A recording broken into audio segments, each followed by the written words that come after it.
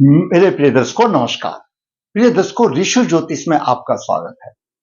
दर्शकों जैसा कि आपको मालूम है, मैं आपके द्वारा दी हुई कुंडली का जो आपको परेशानी आ रही है उससे संबंधित मैं वीडियो बना करके आपका मार्गदर्शन करता हूं। मैं हमेशा कहता हूं लिख दीजिए कमेंट बॉक्स में या मेरे व्हाट्सएप पे मुझे बता दीजिए। आप नहीं जानते तो फोन करके बता दीजिए। मैं आपकी परेशानी जो शास्त्रों के अनुसार, जो मेरे अनुभव के अनुसार, उसके दो सादी विचार पर आपका मार्गदर्शन अवश्य करूंगा। आपको जन्म की पूरी डिटेल देनी होगी और आपको क्या परेशानी आ रही है वो बतानी होगी, क्योंकि कुंडली में तो बहुत कुछ शुभ अशुभ योग होते हैं और सब पर वीडियो बनाना ये संभव की बात नहीं है। आप जन्म तारीख लिखें, समय लिखें, कहां पैदा हुए वो लिखें और क्या परेशानी है वो लिखें, तो आपका जैसे ही नंबर आएगा मैं आपका वीडियो अवश्य बना करके आपका मार्गदर्शन करूंगा। आपको बहुत ही अपने दिल से मैं धन्यवाद देता हूं कि आप मेरे वीडियो बहुत अच्छी प्रकार से देख रहे हैं, बड़ी उत्सुकता से देख रहे हैं और कमेंट्स भी लिख रहे हैं और मुझे इसमें थोड़ी सी अच्छी आपसे खुशी अनुभव होती है कि भाई आप मेरे वीडियो को देख रहे हैं और आपको जैसा लग रहा है वैसा बता भी रहे हैं। आज एक होनहार पुरुष की कुंडली में हम विचार करेंगे जिसने पूछा है, अभी आयु उसकी कम ही है, 20 साल के लगभग आयु है। वो पूछ रहा है, उसने अभी सोचा भी नहीं है अब मेरे जीवन में क्या प्रभाव आने वाला है। बोलता है गुरुजी मेरा कैरियर कैसा होगा। उसको मालूम नहीं है क्यों, अभी 20 साल की आयु है तो सब पढ़ने की आयु है। जब आदमी 20 से पार निकलता है, 22-24 में निकलता है या घर का बोझ पड़ता है तब पूछता है, जब कोई तकलीफ आती तब पूछता है। अभी वो अनभिज्ञ है अपने ग्रहों से। आइए विचार करते हैं ताकि वो भी जातक भी अपने ग्रहों को पहचाने और जो छोटे मोटे दोष है उनका उपाय कर ले, आपका भी मार्गदर्शन हो।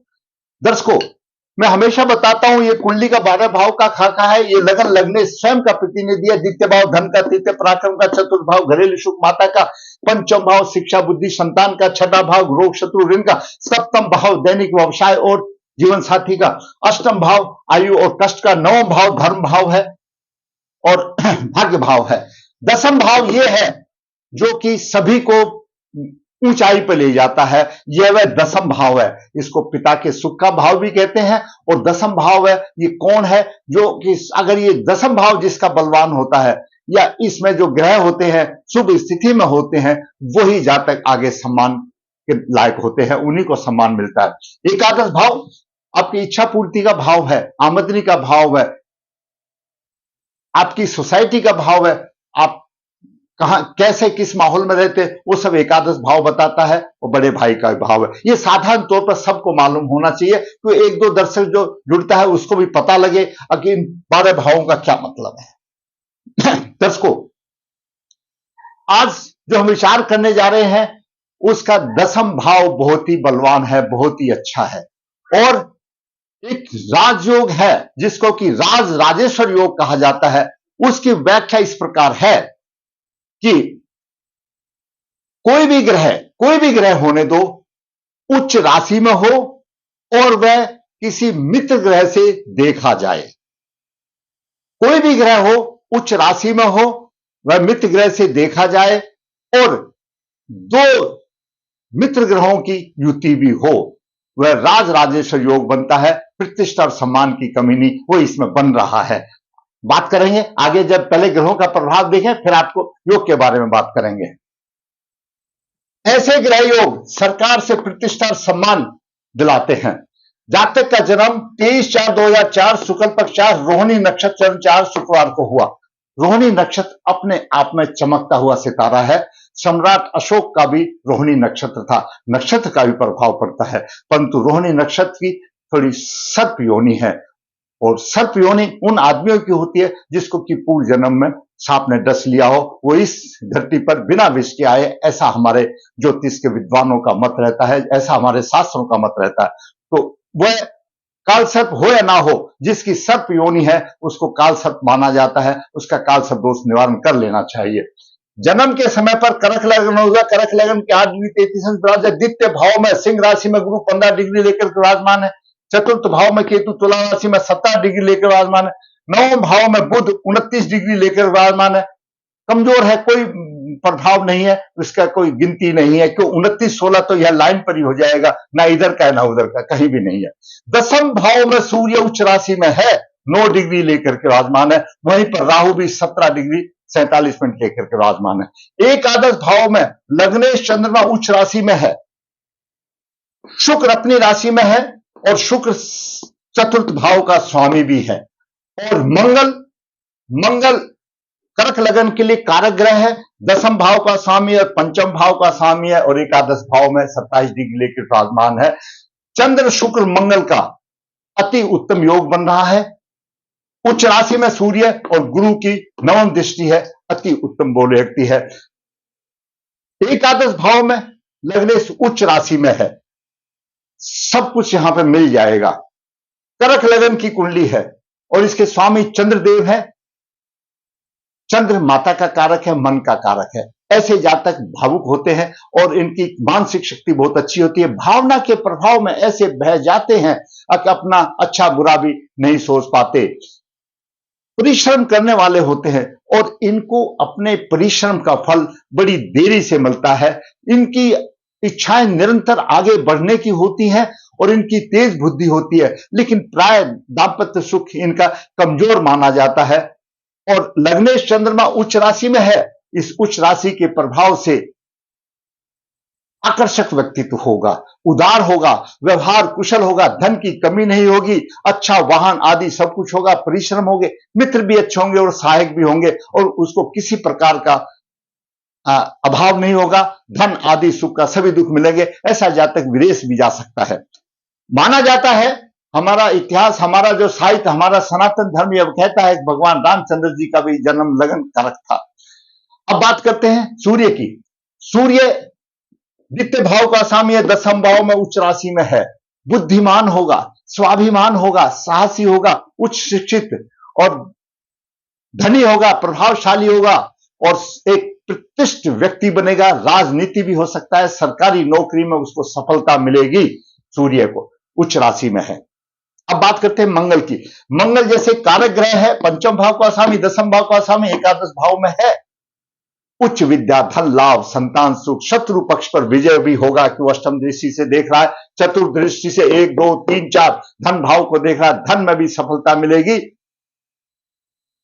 साथ में शुक्र भी है, अच्छा योग बन रहा है। ये जो 3 ग्रह जो योग बता रहे हैं, मैं उसका आपको मैं बात करूंगा। ऐसा जातक मंगल, अगर यहां पर ऐसा मंगल हो तो वकील, डॉक्टर, इंजीनियर के लिए एकादश भाव में मंगल बहुत अच्छा होता है, सफलता मिलती है, यशस्वी होता है।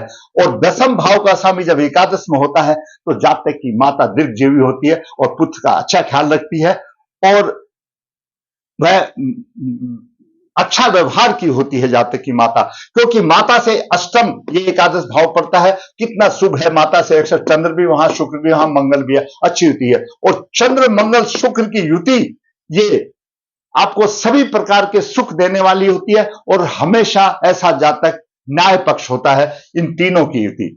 हम इनका अलग अलग भी आपको समझाएंगे। पहले छोटा ग्रह के बारे में बात कर ले। बुध 29 डिग्री लेकर के मृत अवस्था में समझो प्रभावीहीन है, तो एकादश भाव का स्वामी है, द्वादश भाव का स्वामी है, सांस की कमी हो सकती है, प्रभावहीन है। अब करें गुरु की। गुरु 10 को भाग्य भाव का स्वामी है, छठे भाव का स्वामी, मूल त्रिकोण राशि छठे भाव की है और द्वितीय भाव में।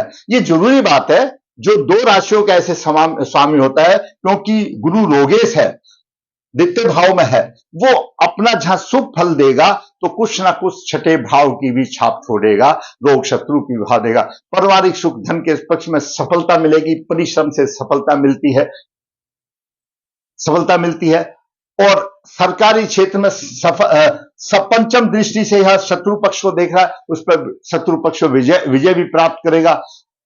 नवम दृष्टि से मेष राशि को दसम भाव को देख रहा है, 4 चांद लगा देगा, 4 चांद लगा देगा, सफलता होगी, प्रतिष्ठा होगी। और यहीं पर मैं बता देता हूं जो राजराजेश्वर योग क्या है कि कोई ग्रह उच्च राशि में हो और गुरु की उसके ऊपर दृष्टि हो और इसके अलावा 2 ग्रह मित्रों की आपस में युति हो तो गुरु ग्रह दसम भाव में उच्च राशि में है और सूर्य ग्रह दसम भाव में उच्च राशि में है।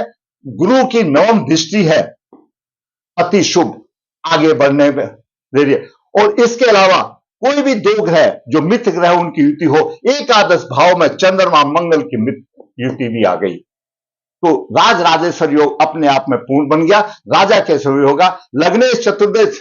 अब यहां पर दो तीन ग्रहों का और हम बता देते हैं। शुक्र की बात करें, शुक्र दर्शकों,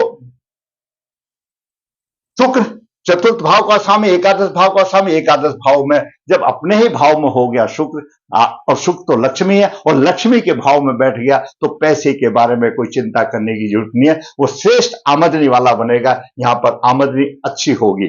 अब बात करते हैं शनि की। दर्शकों, शनि अष्टम भाव का स्वामी है, सप्तम भाव का स्वामी है। यहां पर शनि देव ने थोड़ी सी इनकी टांग खींच ली और राहु भी आगे थोड़ा टांग खींचेगा, क्योंकि ये शनि देव जो है सप्तम और अष्टम भाव का स्वामी है, द्वादश भाव में शनि चला गया और केतु की नवम दृष्टि है। साधारण तौर पर शरीर दुर्बल होगा, नित्य रोग होंगे, पारिवारिक सुख में कमी होगी, क्योंकि तीसरी दृष्टि से देख रहा है। खर्चा अधिक होगा, ठीक है, आमदनी है तो खर्चा भी देगा, तो कोई दिक्कत नहीं है, खर्चा भी करने दो, जब आएगा उसको खर्चा भी तो करना है, खर्चा अधिक होगा। सप्तम दृष्टि से यहां पर शत्रु पक्ष में प्रभावी होगा और दसम दृष्टि से यहां पर भाग्य की हानि करेगा। शनि सप्तमेश का प्रतिनिधि कर रहा है और द्वादश भाव में केतु की दृष्टि है। ये सप्तम भाव जब सप्तमेश का प्रतिनिधि वहां कर रहा है तो दाम्पत्य सुख में परेशानी वाली बात करेगी, इसकी शांति कराना अच्छी बात है। आगे करें राहु की। राहु दसम भाव में है। दर्शकों, राहु जब दसम भाव में होता है, अगर आपकी भी किसी कुंडली में राहु दसम भाव में हो तो राहु के साथ एक ये शर्त है, राहु हमेशा राजनीति का कारक है। अगर दसम भाव में दशमेश वहां पर हो तो उसके वल्ले वल्ले हो जाते हैं, राजनीति क्षेत्र में इतना ऊंचा उठता है, बहुत अच्छा। और लग्नेश अगर भी हो, चाहे यहां पर शत्रु और मित्र का सवाल नहीं रह जाता, लेकिन अगर दसम भाव का स्वामी वहां पर हो और लग्नेश हो तो उसमें इस तरह से हवा भर देता है कि गुब्बारा ऊंचाई पर ले जाता है। कहने का मतलब उसका सम्मान ऊंचाई पर ले जाता है। लेकिन यहां पर सूर्य है और सूर्य राहु की मित्रता, सूर्य दसम भाव में उच्च राशि का है लेकिन दशमेश नहीं है, तो यहां पर कहीं ना कहीं थोड़ा बहुत प्रभाव देगा। और राहु की पंचम दृष्टि गुरु पर है, गुरु राहु का नौ पंचम योग बन रहा, राहु बलवान है, ये थोड़ी सी उसको शांति करानी पड़ेगी, थोड़ी सी शांति करानी पड़ेगी ताकि उसको परेशानी ना हो। नहीं है तो राहु पैर पकड़ के खींचेगा। प्रतिष्ठा तो मिलेगी, आपने भी कितने लोगों को देखा होगा, प्रतिष्ठा मिलती है लेकिन फिर थोड़ी बहुत परेशानी भी आती है, तो बोलते हैं राहु की दशा थी और अभी राहु की ही दशा चल रही है, तो ये उसको शांति करानी पड़ेगी राहु की। प्रारंभिक जीवन में संघर्ष होगा, उतार चढ़ाव भी देगा, मकान वाहन आदि पर विशेष खर्च होगा, प्रारंभ में हानि होगा, व्यवसाय में परेशानी, कुटुंब में परेशानी होगी, धन की हानि भी होगी, आ रहा है तो हानि भी होगी, इसलिए कुछ जितने। लेकिन राहु पंचम, गुरु राहु का नाव पंचम योग बन रहा, गुरु की भी राहु के ऊपर दृष्टि है, लेकिन थोड़ा सा राहु बलवान है, राहु बलवान है तो उसको, गुरु को हमको बलवान करना है। आप गुरु का भी धारण कर सकते हैं, रत्न धारण कर सकते हैं, भाग्य का रत्न धारण किया जा सकता है, अच्छा फल मिलेगा और शांति कराई जा सकती है। राहु गुरु की चांडाल योग की शांति कराई जाती है, सूर्य राहु की थोड़ी ग्रह योग की शांति करा लेंगे तो अच्छा फायदा है। बात करें केतु की, केतु चतुर्थ भाव में, मानसिक सुख में कमी मिलती, उतार चढ़ाव रहता है, जन्म स्थान पर अधिक समय तक नहीं रह सकता और व्यवसाय स्थिति में कष्ट होता है। वो एक साधारण बात है कि ये इधर देता है, लेकिन यहाँ पर सूर्य बैठा हुआ है, गुरु देख रहा है, इनके प्रभाव को थोड़ा सा छटनी कर देगा, नकारात्मक को सकारात्मक ले जाएगा और जो उपाय कर लिया तो और अच्छा बनेगा। अभी राहु की दशा चल रही है, इसके बाद गुरु की दशा आएगी, जातक को फायदा होगा 31 तारीख के बाद। और हो सकता है इस राहु की दशा में भी आगे जो सूर्य वगैरह की अंतर दशा आएगी जब भी फायदा। मतलब कहने का मतलब यह है कि गुरु सूर्य को यहां देख रहा है, चंद्र और लग्नेश अच्छे स्थान पर है। और देखिए दर्शकों, जब चंद्रमा लगन का स्वामी है और मंगल दसम भाव का साथ दिए, अगर चंद्र मंगल की दोनों की युति हो, एक उत्तम राजयोग अपने आप बन गया। लग्नेश चतुर्देश है तो सुखी जीवन बन गया।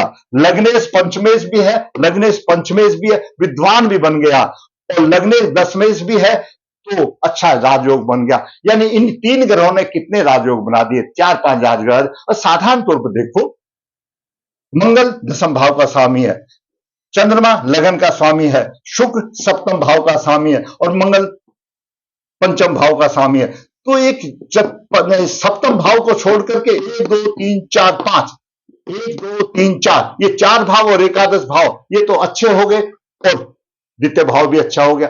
कमी क्या रहेगी? थोड़ा शनि देख रहा है भाग्य को, ये दिक्कत आएगी। तो गुरु का रत्न धारण करने चाहिए क्योंकि राहु से कमजोर है, अच्छा ही होगा। तो लग्न से एकादश भाव मूष राशि में किसी किस्म की कमी नहीं।